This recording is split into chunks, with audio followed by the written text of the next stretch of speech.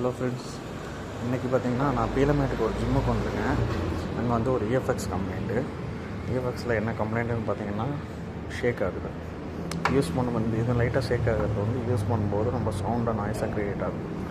அதுக்கு நம்ம என்ன ரெக்டிஃபை பண்ண போகிறோம்னா, எல்லாம் பார்த்துக்கணும். ஷேக்கில் பார்த்தீங்கன்னா அதில் ஏதாவது புஷ் வரும். இதில் வந்து புஷ் ஒன்று வரும். புஷ் இல்லாமல் இருக்குது, கேப் தெரியுதுங்களா?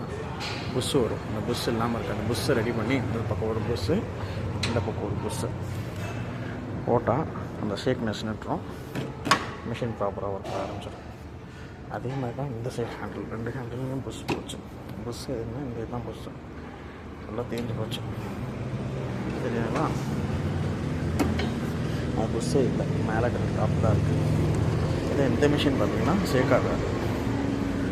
இந்த ஒரு ஷேக்னாலும் எல்லாம் நினைப்பாங்க கீழே ஷேக் பண்ணி கீழே ஷேக் ஆகுது. கீழே ஷேக் கிடையாது. இந்த ஷேக்னாலும் அந்த ஷேக் ஆகுது.